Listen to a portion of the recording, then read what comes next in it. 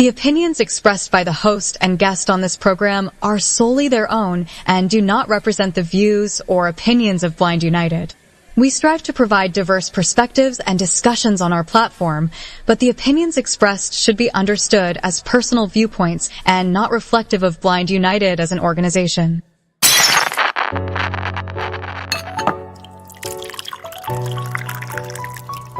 It's time. It's time for coffee time. Coffee time. Coffee time. Coffee time. Coffee time. Coffee time. Coffee time. And here is your coffee time crew. Good morning, everyone, and welcome back to Coffee Time with Blind United. And on the crew this morning, we got so far Brittany. Good morning, Britt. Good morning. And then we got Brother Pedro. Good morning, guys. Good morning. All right. We do have one interest group today. It is the Art of Podcasting with George Zavala. And that's going I to thought it was the art of pole dancing. His name was Sparkles. So anyway, he'll be doing his thing at 6 p.m. tonight Pacific time. So if you're interested in podcasting, or maybe you already do podcasts, who knows, whatever, but come on in, check him out. Maybe you can learn some tips and tricks. So he's been doing this stuff for a long time. So come on in and listen and see what he's got going on. So anyway, we got a lot going on today. We got this doing this, and I'll be leaving immediately after we stop this stream so I can go catch my train and do this Friendsgiving thing we're going to participate in out in Anaheim. So see how that turns out. You know, they come support us. So, of course, we want to come out and support them. You know, like I said, we just Blind United. They don't care what circle you're in, whatever. We're all blind folks, and we're trying to support one another in everything we do. So anyway, I guess you're in there looking around, Pedro. See what I got down there? No, I just hanging out. I seen it a little bit. Okay. So, but yeah. So, with all that being said, I mean, I don't know. Y'all got something you want to talk about before we get started, or just want to go ahead and get started? Let's just get these articles over with. Sound like you in a hurry to get done as well, Britt.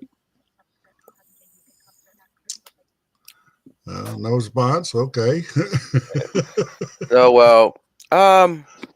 Just the toughness of being at work, having a disability. I know some places they have that idea. Oh, he's blind. What is he gonna do?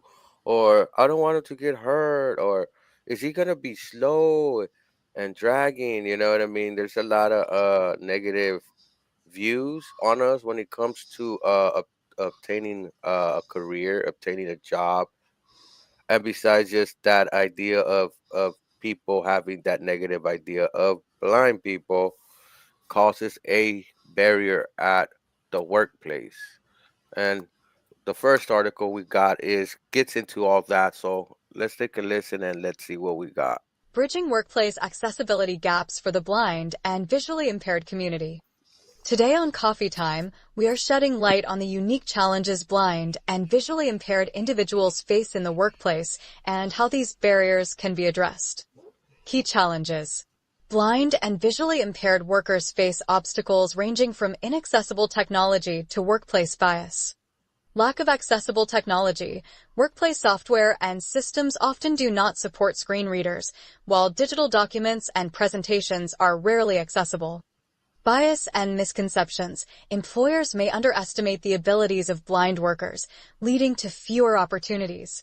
Lack of diversity training compounds the problem. Physical barriers. Cluttered office layouts and inaccessible printed materials make independent navigation and productivity difficult. Solutions in progress. Employers are beginning to adopt accessible technologies, such as voice-activated tools and screen reading software.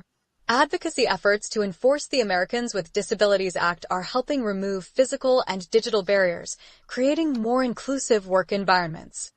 What strategies can workplaces adopt to support blind employees better? Let us know in the comments. Now, back to the coffee time crew. All right, well, we got George just popped in, but anyway, I did a little bit more research because the article yesterday about the blind students and the barriers they face sparked such a good conversation. I figured I'd do a little bit more research and create a few more articles on other areas where we face barriers. So, Yeah.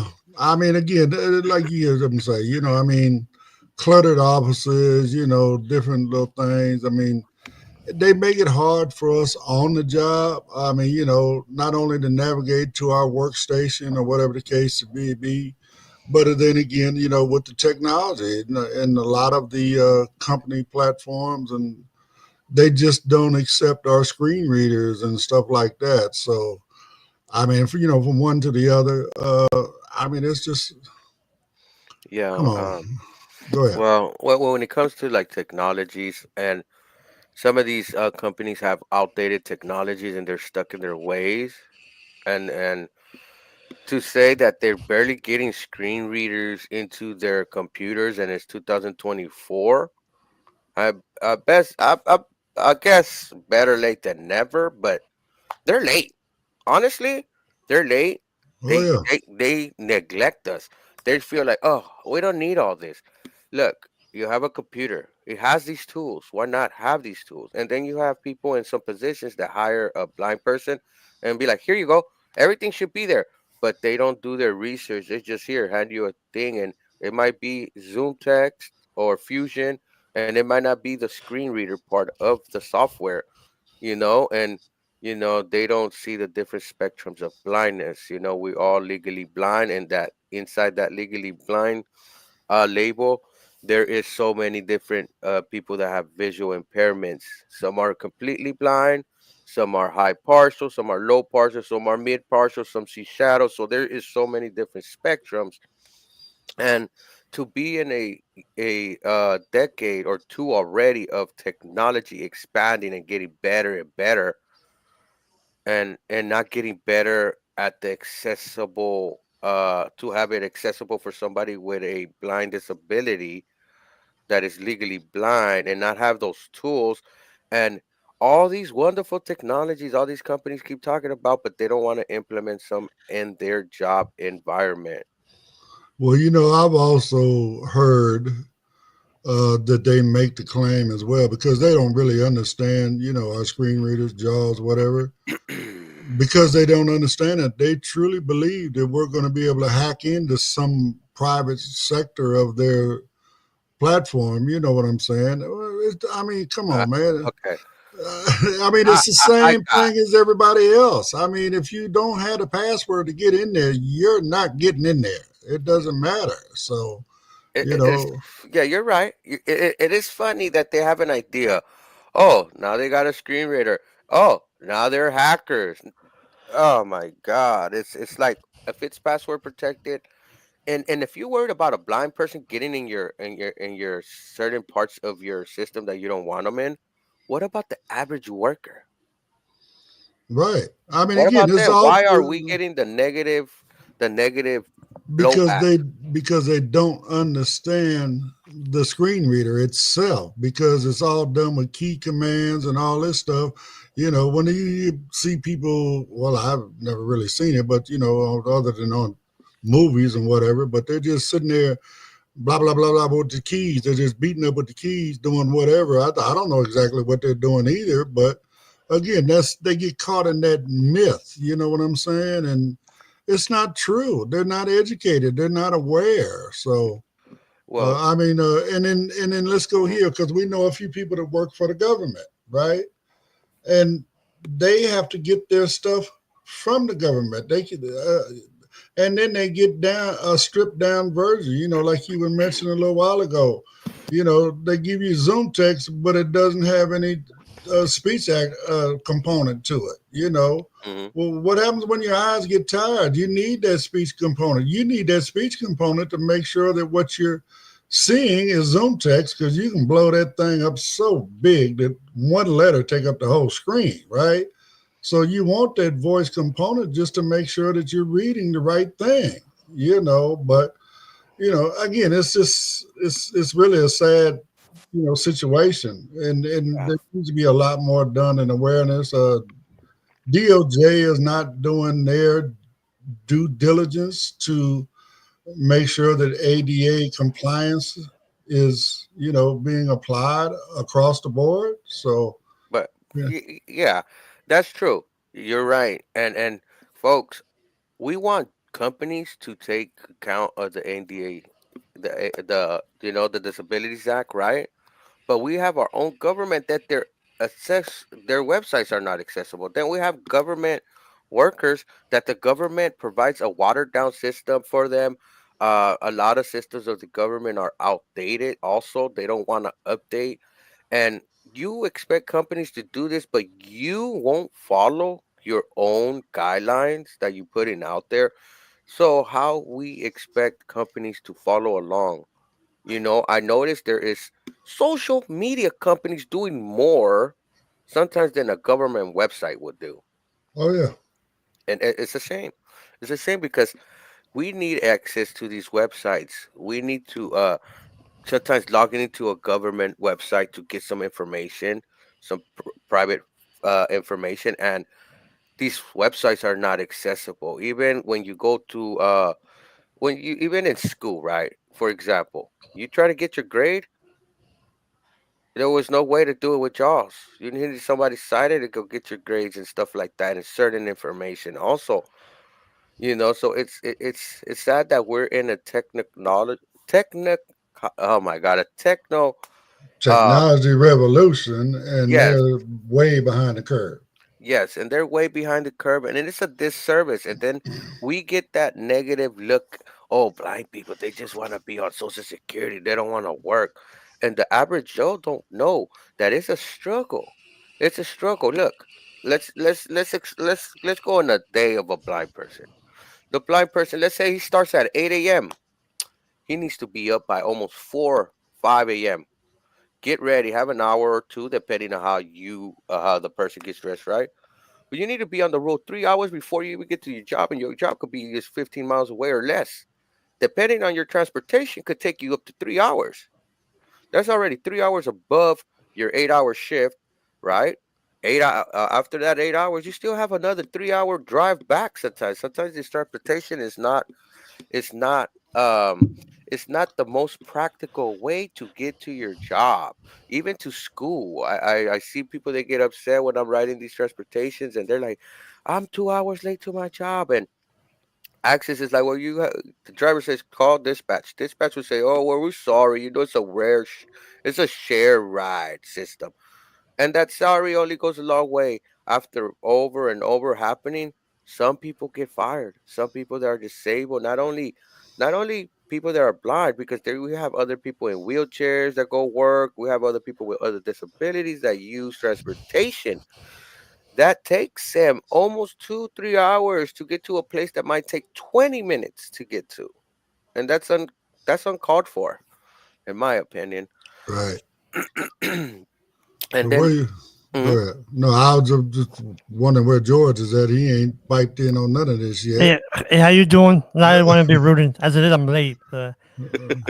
How's you doing, My George? my my notification for YouTube went off. I'm like, Blind United is live. I'm like, oh crap.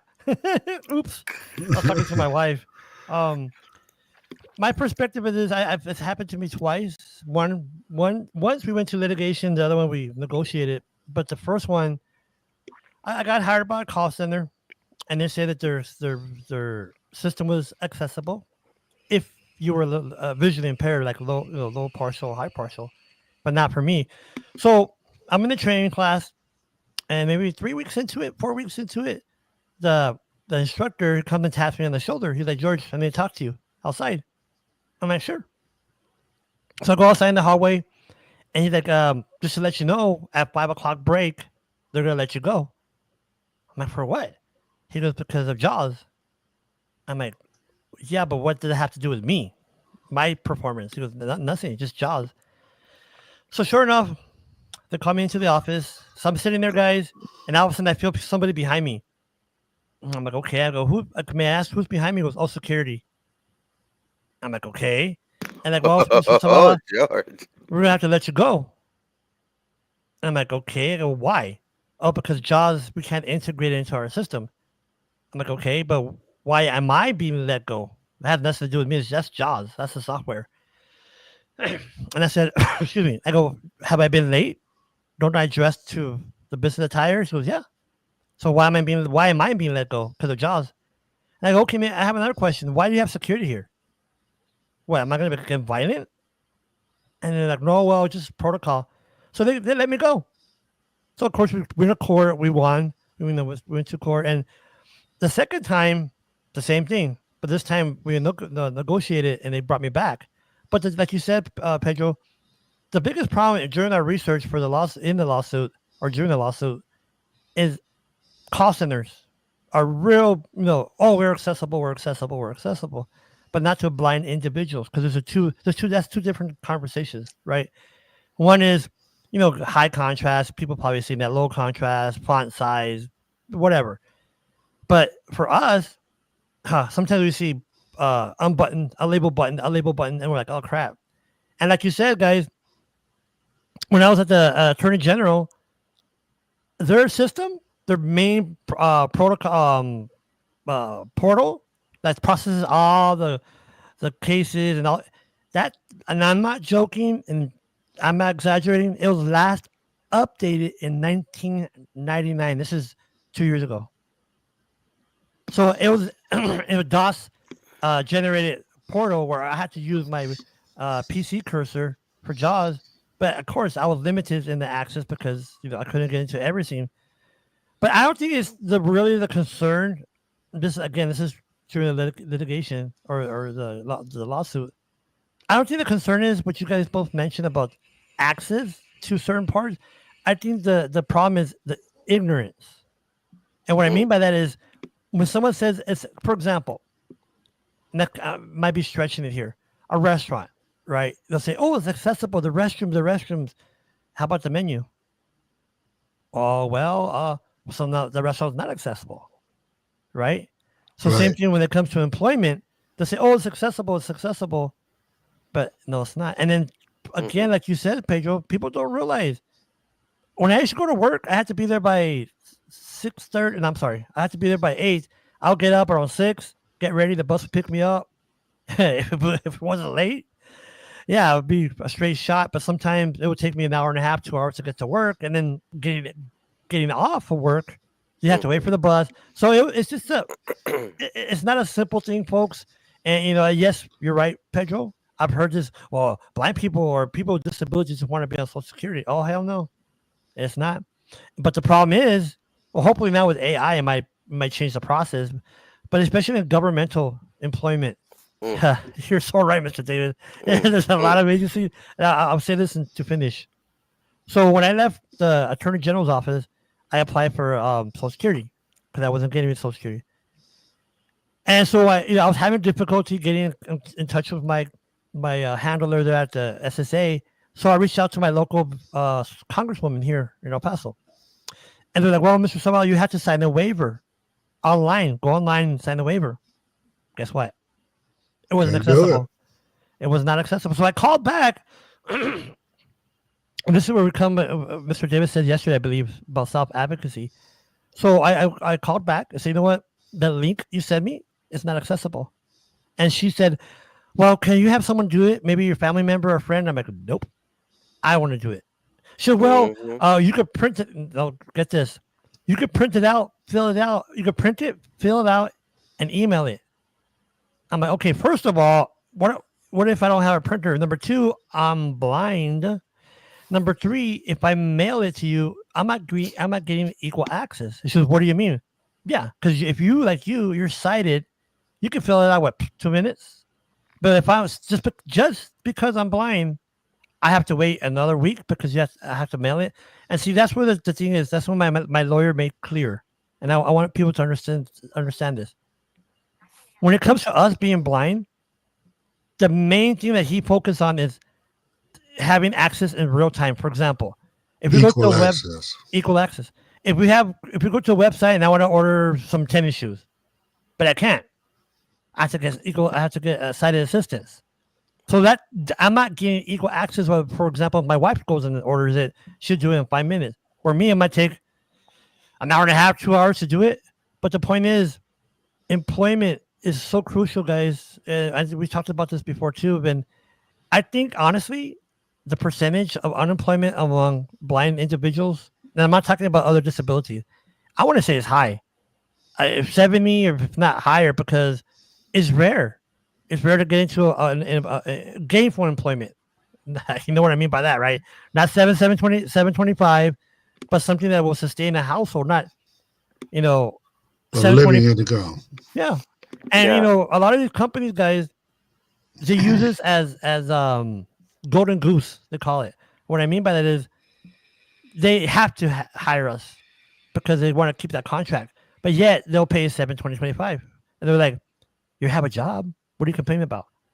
Yeah, you trying to live off of 725, like you said the other day, Pedro. I have to work 2 hours just to buy Coke. Okay, let me rephrase that. Coca-Cola, not Coke, guys. So, So, and by the way, Pedro, you're right about different spectrums of the acuity. Some people see this. I see dead people.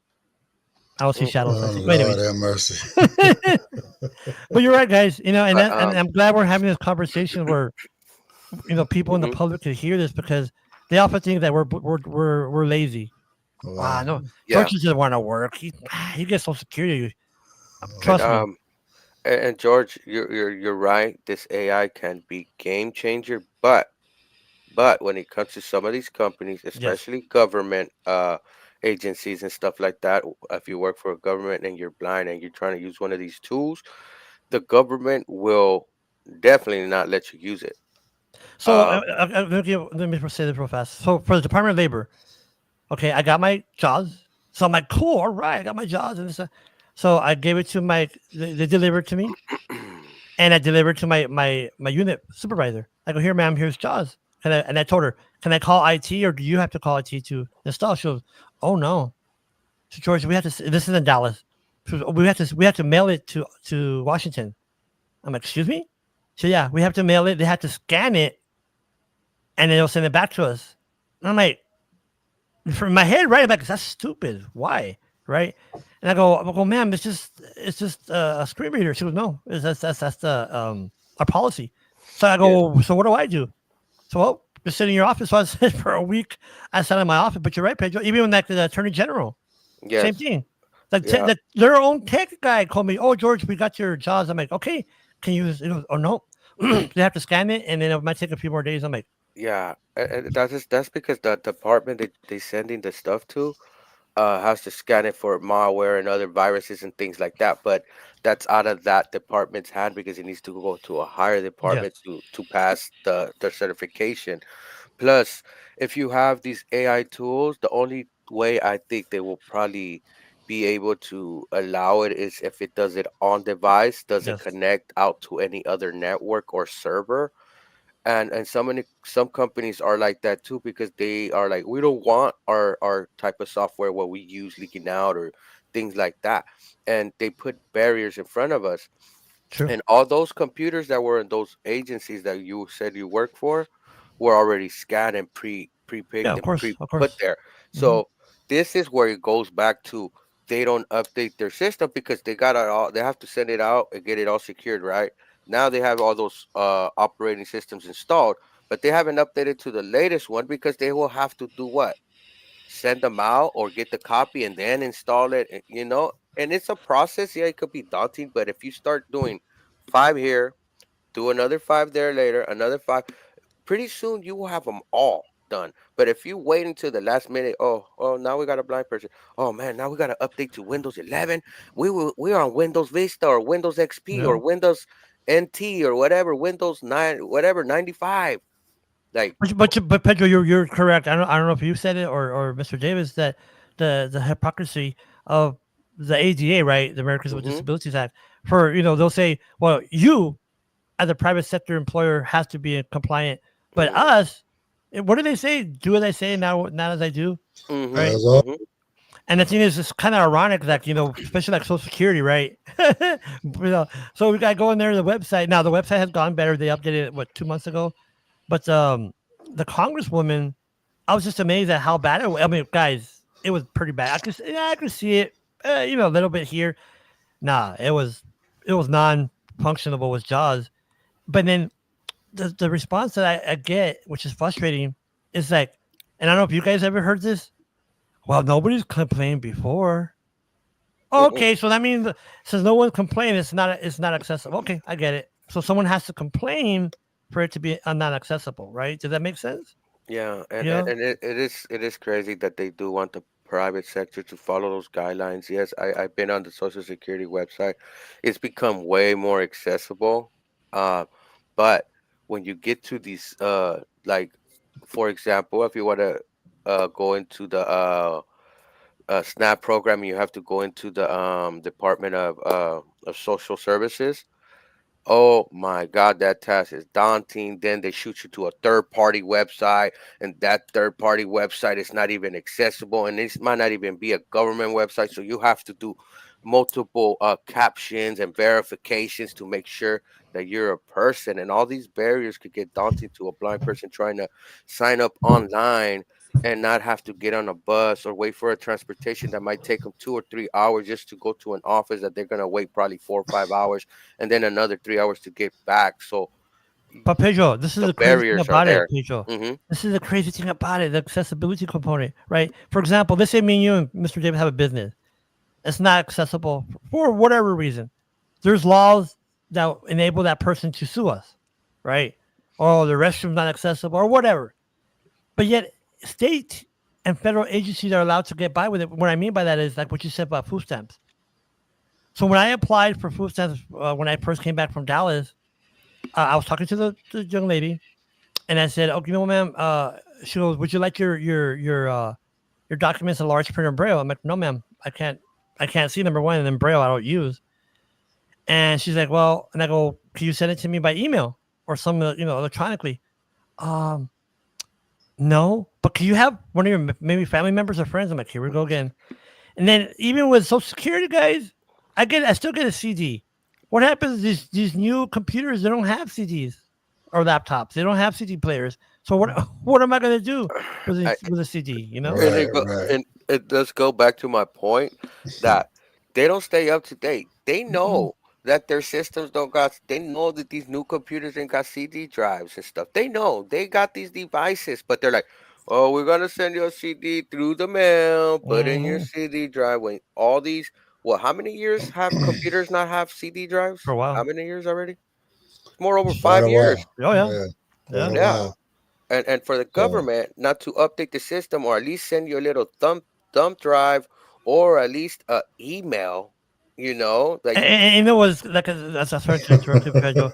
And it's funny because now you right, you would take email. Just send me an even when I was at the borderplex, I'll tell the what they call locators. That's another word. But anyways, navigators. They'll call it navigator. So if someone blind goes in to talk to a navigator, I would tell them, why don't you send them an email of what the results were of the job search, right?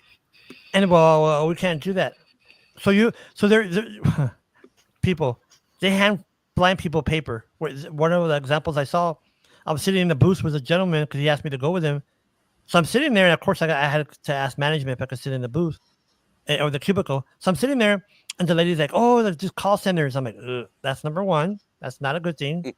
Number two, um, Mr. XXX, I'm gonna go ahead and print them out, print out the job searches, and you can follow up. So she goes and I didn't say nothing, and she prints out the document and she hands it over to Mr. XXX, and he goes, "Okay, thank you." He leaves.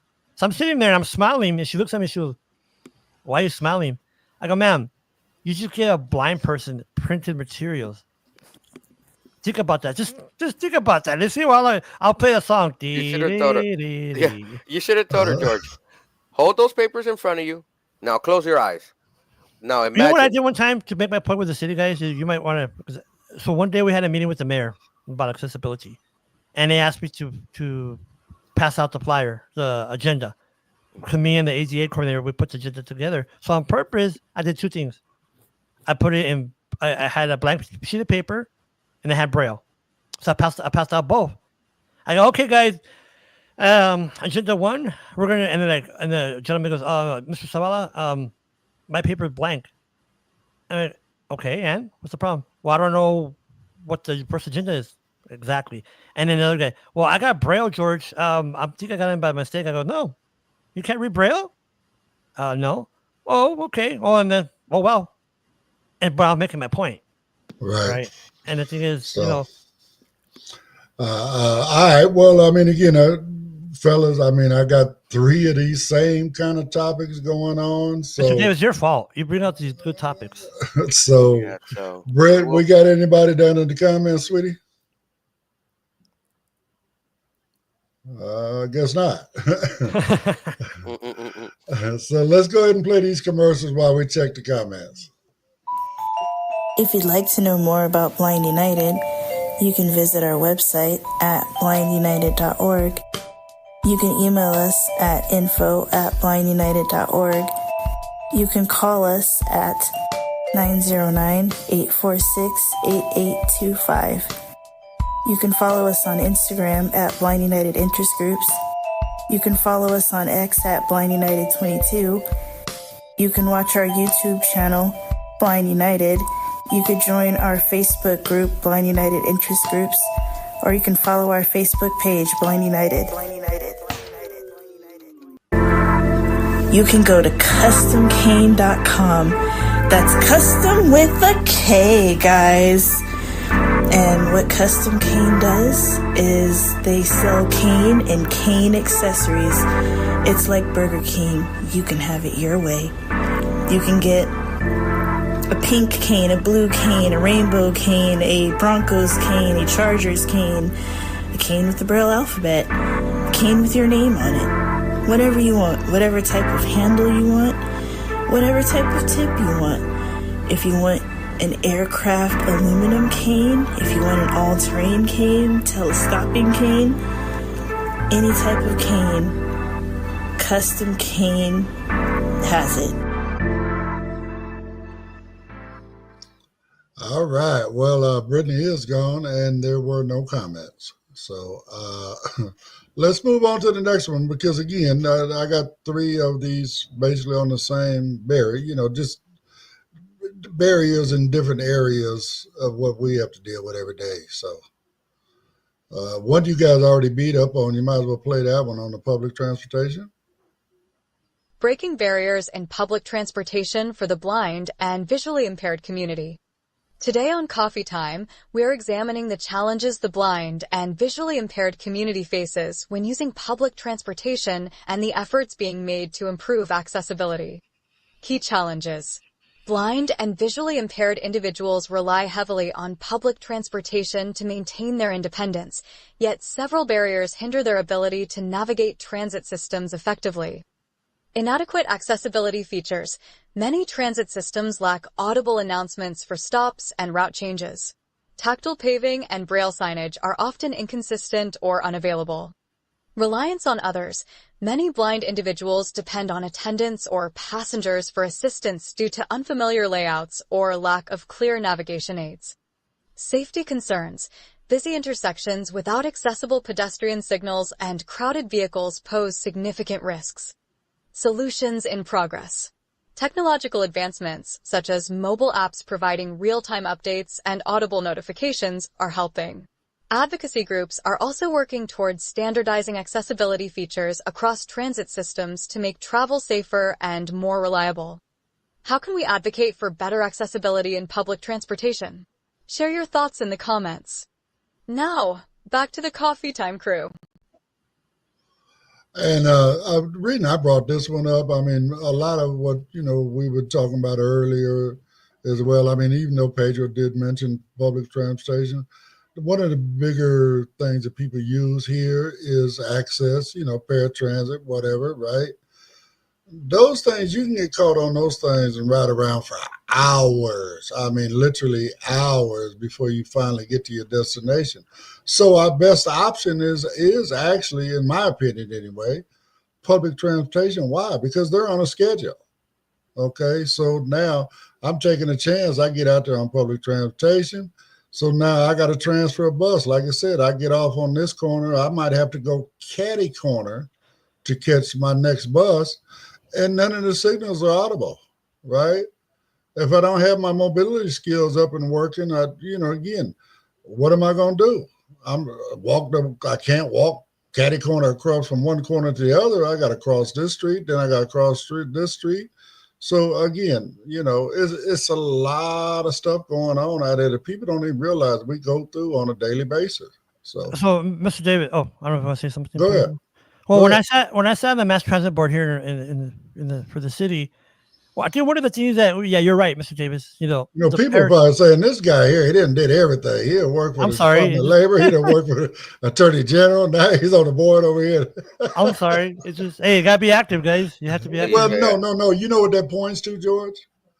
The fact that number one, you're doing everything you can to maintain a job, but because of barriers within all of these areas, you keep losing those jobs. Exactly, and that's the point. And when the transportation part, which you're so correct. Like here in El Paso, it's called the Lift, LIFT, which stands for Living Independently Facilitated by Transportation. But it goes both ways. We complain and regarding access and the way. So let me start from the beginning. So the FTA requires that if there's a bus stop, I think 3/4 of a mile from the bus stop, there has to be what's called comparable services, which is a paratransit, right? Which means it's not like some people think like, oh, it's a special type of transit for me because I have a disability. No, it's supposed to be equal to what's around you. So for example, if it takes you an hour to get from here to downtown, it should, like I said, should be the same on the paratransit, right? But of course, we know it's not true. But a lot of that, guys, is really on us too. And people used to get upset when I say that because I've seen it. I have a friend of mine. Their pickup between 8:10 and 8:30 or 8:40. Right in the middle. They're going to the restroom, putting on their shoes. The bus comes. Oh, hold on, sir. No, it's that they will tell us it's like a bus stop. The buses that they're from 8:10 to 8:15. You get on or you don't go. Same thing with a paratransit. We have to be ready. Now, Yeah. also, if you're in let's say a movie theater or a party, you're sitting there. Oh, look, come look for me. How about going to the front of the door and waiting like you would do at a bus stop? It's not special transportation. It's supposed to be comparable to public transit. So that Yeah, means stand by the door. Oh, I'm here. George Zavala. Thank you. yeah, Because think about this, guys. I'll say this real fast. Every minute that they come looking for you cuts into my time. So if, for example, let's say they look for Mr. Davis. It took him 15 minutes because he's in the back having a good time. All right, but that cuts into my 15 minutes when they have to drop me up or pick me up. Those little minutes add up, right? yeah. So, like I said, it goes both ways. Yeah, you're right. You're correct. I know people that they need to be a place at 9 a.m. and they get a ride at 8:30. Oh, I'll be there. It's a transportation, and then they get upset when they're not there. And also, I've been in a situation where we got to a restaurant, right? The driver is like, okay, we're 30 minutes early, right? He's like, I'm gonna call the lady. I'm gonna see if she's ready to go. The lady goes, no, I'm not ready. I'm gonna wait till my time. So we're there, sitting there, a whole Yep, half hour. All yep. right, I've the seen half that. hour Yeah, passed. They get on the phone. He was like, okay, I'm gonna call her out. Well, the lady was like, she comes to the car. She's a little tipsy now, whatever. That's personal. But she goes, yeah, I'm gonna wait until my last 5 minutes were done to come out here. And the driver was like, well, you got a call 30 minutes ago. We do have other passengers. Well, my time was not that time, so I waited. the the self entitled type of person, sometimes you gotta understand you're in a ride share. When they come for me even 20 minutes earlier, even half an hour, they call me. They say, oh, are you ready? Oh, yeah, give me 5 minutes and I'm out there. Because you know what? I consider. people. I'm like, oh man, they're gonna be sitting in this hot sun waiting on me, and then I'm basically ready. I'm not gonna just chill and be like, oh, I'm gonna just still party out here and let the other person sit. You gotta be considerate. You want to treat others like you want to be treated. And if you're on that negative that it's all about you, then when it comes something that is not about you, you're gonna have a fit. You're gonna be the one. You're gonna be that passenger that I always meet, arguing with the driver and screaming. Pedro. So on the way to work. I was already late, right? The bus was already late, so I was already frustrated. So the guy, we're going down the freeway, and I feel the bus moving, like turning. I'm like, oh crap, where's it going? So I go, driver, I'm late for work because I'll have one more pickup. So I'm like, God dang it. So we get off the bus, off the freeway. We go down the, down the way. We get to it's a church, and I'm like, I'm pissed already, right? I'm like, I'm late. The driver gets off, and then he sits in there, sits in the bus, comes back, and I'm like, sir, I gotta go, sir. He goes, I'm sorry, but we have a pickup. And so then the lady comes up to the door. She goes, oh, are you looking for XXX? He goes, yes, ma'am. He goes, oh no, their brother came and picked him up. Oh, okay. And Hmm. I'm like, dude, you should have called into dispatch and said, Correct, I have a ride. Right. correct, correct. You're Let, you're let me tell you my little horror story. The one that was actually the last time, if I remember right, that's the last time I got on Access out here. So we have went for Brittany's birthday down in Fontana. Went to a Boston pizza bar, sports bar kind of situation. They That have sounds good, lunch. actually. Okay, so anyway, so we getting ready to leave. Access comes and picks me up, San Bernardino Access, and we're in Fontana. They picked me up. He literally went west for about 5 more miles. I live east. He went west about 5 miles, went and picked somebody up, got them, brought them back to Fontana, right? Jeez. Then he starts heading east to go to my place. There's a college right down the way from me. He goes to the college. There's some sort of an event going on over there, whatever, right? But he's where he's supposed to be to pick this lady up, right? So anyway, the rule is what? They wait for you 5 minutes. Exactly. If you're not there in 5 minutes, they bounce, right? This guy literally got out of the van, man, and he's not supposed to leave the van unattended. Yes. Okay. He left me in that van while he went looking for this woman. He comes back 30 minutes Oh, later. Lord have mercy. Okay. George, Pedro, we were 5 minutes from my house. Oh, man.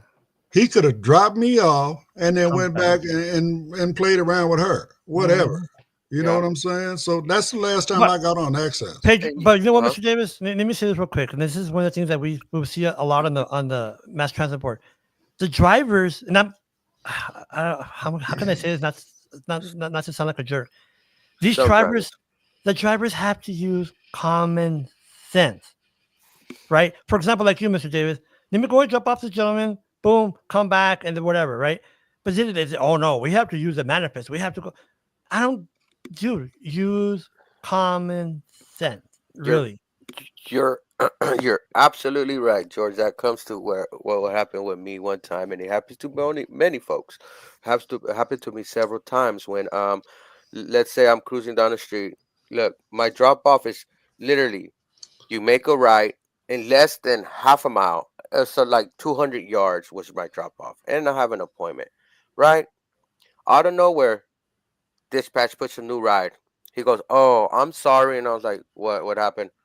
Uh, I have to I have to go to LA 15 minutes away from right now from here and then be another 15 minutes coming back to drop you off. And I told him, "Look, right here in this upcoming street and this upcoming light, less than 200 yards is my doctor's appointment right there." And he knew. He was like, "Oh, you go to the same doctor I go to." But he was like, I don't know why they put me this ride. He tried to get dispatch and tell him, look, I'm literally less than half a mile from his drop off. Literally less than half a mile. And they said, no, we put you that ride. Go over there, grab that person, and then come back. And he goes, well, his appointment is at 8:30 a.m. If I come back, if I go that way and come back, he'd be here at 9 o'clock. I'm already here. I could just drop him off, check him out, and roll out. And they said, no, follow your route. And the common sense of it all, he could have dropped me off and be done with it, pick that person up, and he would have been on his way. He didn't have to double back. That's what they do. That's exactly what they do. So again, we got barriers and all different kind of Well, stuff. and let me say one more thing, guys. So the city or Sun Metro, they decided to go get fancy wancy, right? What I mean by that is it took them years where like you, Mr. David and Pedro, and probably could pay your buy a ticket via an app, right? And then here in El Paso, it took them a bit. And they're like, wow, guys, here we have a new app they presented to the board. We have a new app that can allow people to purchase their tickets. They don't have to go to the store, et cetera, et cetera. Guess what? I'm like, okay, is it accessible for those who are visually impaired or blind? Well, we have to get back to the distributor, to the vendor. I'm like, seriously? So I go, so you're going to release it publicly and you don't have it checked for accessibility? Well, that's what they do. That's wow. what they do. So anyway, fellas, we got one more article. I don't mean to push this along, but I seriously need to leave on time. So we got one more article, and then we'll have a few minutes to talk about that before I got to bounce. Overcoming everyday barriers for the blind and visually impaired community. Today on Coffee Time, we are exploring how blind and visually impaired individuals navigate challenges in daily life and how these obstacles can be overcome. Key challenges. Everyday tasks, from shopping to socializing, can be challenging without accessible features. Shopping and errands. Many stores lack accessible price tags and self-checkout systems, making shopping frustrating and time-consuming. Healthcare access. Accessible formats for medical forms and guidance systems are often unavailable, leading to confusion and missed appointments. Social activities. Entertainment venues rarely offer audio descriptions, and public spaces with uneven terrain can pose physical risks. Solutions in progress.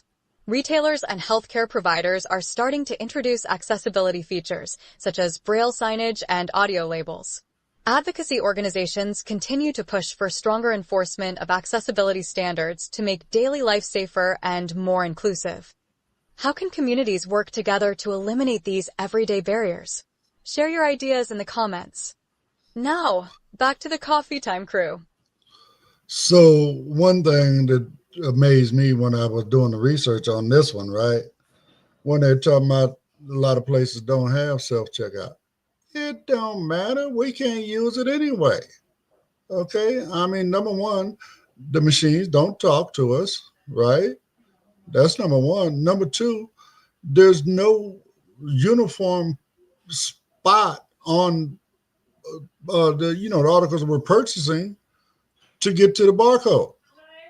Okay. I mean, if you don't know what a barcode is, you can't scan it. And how do you know what it is when the machine itself does not even talk to you? I mean, so let's say you're lucky enough to get all this stuff scanned, right? How do I know what my total is? Because the machine don't talk to me. So again, it's Mr. Davis. Can I say something? And somebody that's probably listening, they probably think that we're like, oh, wow, you guys have a lot of problems. It's just because when you live in our world, a lot of things are not accessible, and we get frustrated because it's like you said. I think you said, or Pedro, we get left behind, or we're a second thought, or oops, right. Oh, I forgot about that. And the thing is, and I think it has to go a lot to what really Blind United stands for, is united, to be a unity. Because unfortunately, folks, sometimes even in different communities here in El Paso and where you live, who's listening, the different groups are available for blind people, the ACB, NFB. We have different messages. So when vendors or private sector or government hear us, so we'll have group A say bananas are good. And you had group B say, oh, oranges are good. So this person's like, well, which is better, A or B, right? And that's what I'm saying, because If you go anywhere, and I'm not talking smack, I'm just saying, if you go to any public restroom, government or private, guess what? It has a stall that's accessible. Or if you go anywhere, they have things that are accessible. But for us that are blind, no, like a restaurant. Here in El Paso, it's rare that you go to where it has an accessible menu. But what I'm saying is, we need more unity, one voice that you have on your hashtag, Mr. Davis, because it's 2024 and we're still having these issues. It's Yep. not fair that me, you, or Pedro, if we go to the store, we have to wait for someone to help us. We just can't go, oh, I want to buy some chips or vitamins. But yeah, we have to wait for someone to help us because it's not accessible. And I'll say this. I'll finish with this. All we want is equal access. That's all. That's I all. don't want to be special because I'm the blind guy and, oh, he's special. No. Mm-mm.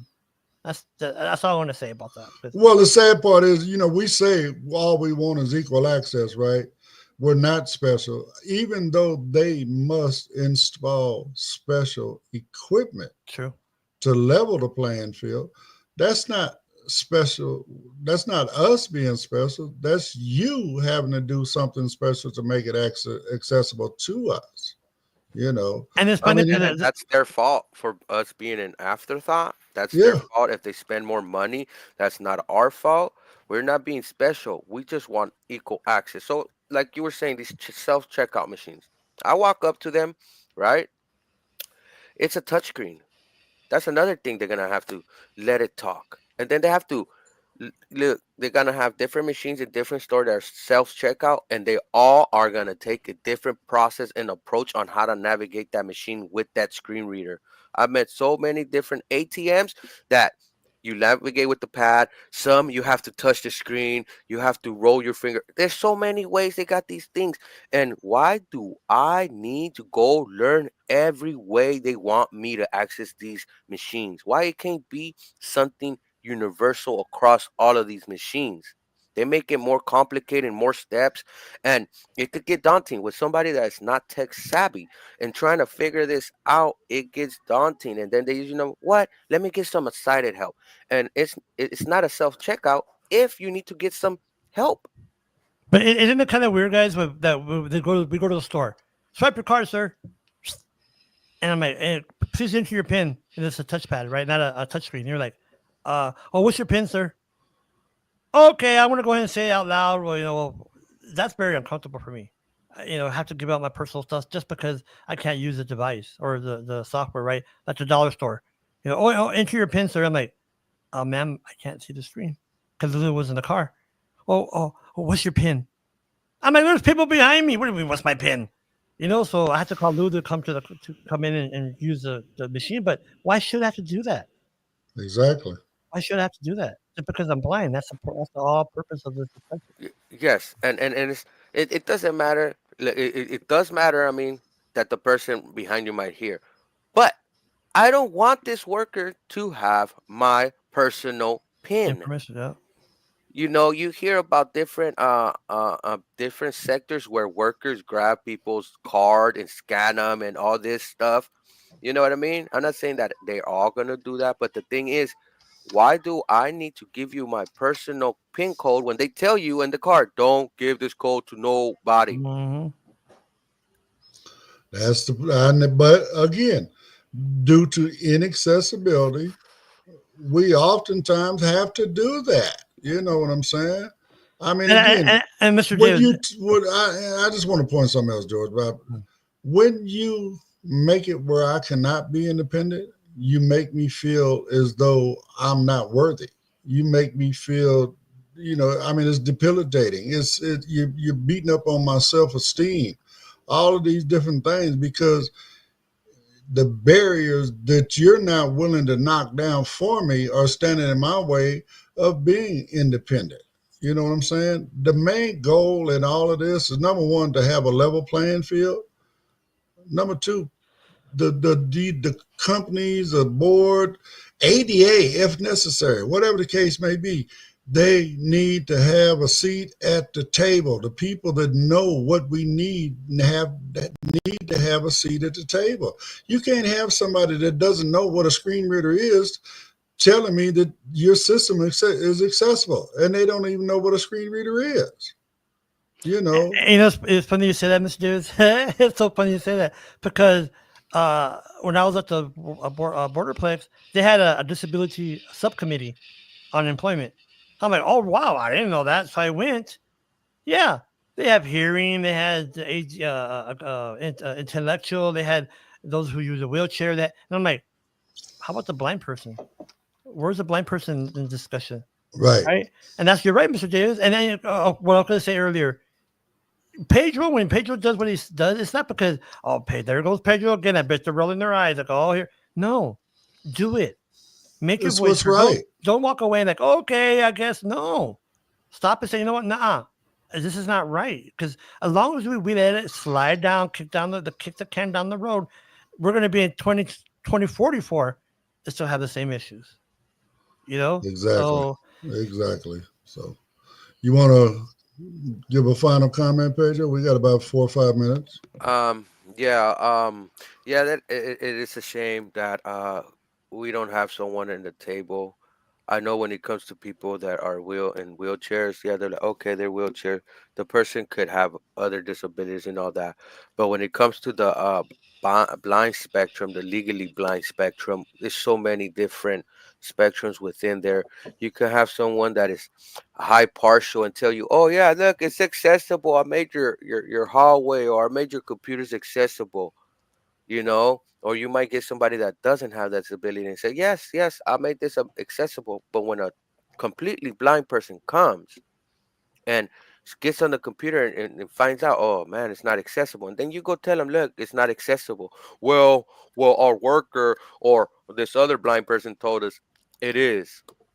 And it's not their fault. Some people just don't understand our world. They haven't really ever interacted with someone blind. But when you have somebody that's saying, yeah, your system accessible, and you hire them to make these things accessible, and they don't even know it's a screen reader, or they didn't even make it for a completely blind person, you're doing a disservice to the working blind folks that want to better themselves, that want to get a better job, that want to get a house, that want to provide for the family, that want to provide for themselves, and want to get off of government assistance. But these barriers do not let us excel the and way and we and, want. and Pedro, we have to say this. Accommodating someone should never be an inconvenience. Like, oh, really? You want that? Because when I went to my first employer, I was walking down the hallway with my O&M instructor, just where the restrooms are now, and she was behind me, the manager, and I happened to bump into their fire hydrant. It was, out sticking out from the wall. I'm like, oh, okay. So in my head, I'm like, okay, George, at this door, go around the hydrant, right? In my head, I was saying that. The manager behind me says, oh, no, George, we cannot move that. We have to have that by standards. And I'm like, I turned around, I'm like, ma'am, I never said we had to move it. That's my responsibility, right? So accommodating people, people with disabilities is not inconvenient, especially in the private sector. I always tell a business owner, it's not, it's accommodating someone is great customer service. And besides, it's the law. It's the And law. you should feel happy that you could accommodate this person and make them feel welcome and feel like part of the team. But when you go, we have to do that, it's like saying, oh man, do I want to give you free healthcare like the other countries? Pedro, No. check this out. I was on the board, guys. That's what basically it is, guys, and they all have private healthcare, to tell you the truth. But Pedro, let me tell you this real quick. I was on the board for an independent living center here in El Paso. Not another board. I was. But the point is, I was on that. Okay, that board is for what? People with disabilities, right? So I told the president, I go, sir, you keep giving me these flyers or the agenda and printed. Can you please give it to me in an email? And you know what they said? Mind you, most of them were using wheelchairs. They're like, well, Mr. Zavala, it takes too much time out of my schedule to. I'm like, oh, I'm sorry. That's not my problem. That's your problem. So it's just the attitude sometimes. Oh yeah. Right. Hey George, I know another board you've been at, the check board. Right. Well, you know what? And just to make this point, guys, we have to be active. We have, like we're doing with Blind United, we have to be active, because we would just sit there and let the world go by like, oh well, I'm blind. It's not, dude. When you start doing changes, it's cool. You see those changes. But if you just sit on your ass and don't do nothing, I'm sorry, man. That's not a life I want to do. I want to live. That's George, and that's not what we're about. So Yeah, and one more thing too. When this person goes, oh, but my schedule, that gets more time in my schedule. Well, it's your job. Even if I It's your wasn't job. blind and you had another task, you still need to complete it. Even if it falls out of your schedule, you need to Exactly. complete it because what? That is your job. Yep. And on that note, it is my job to get on this train. So anyway, again, come out and join Brother George here tonight at Oh, 6 thank you, p.m. Mr. Smith, for reminding me. I didn't know I had a podcast of this yesterday and last night. I'm like, oh crap, I have an interest book tomorrow. Yeah, so come out and hang out with him at 6 p.m. Pacific time. And like I said, y'all can discuss podcasting, whether you want to do it or already do it or whatever. Get some tips and tricks. Maybe you can help each other. Maybe you can teach us something. Who knows? I don't know. Amen to But that. anyway, fellas, I really appreciate you guys. I really got to go. So we're going to end this one today. And I promise to have some more really good stuff for you tomorrow. So everybody have a great day, and we will talk to you tomorrow.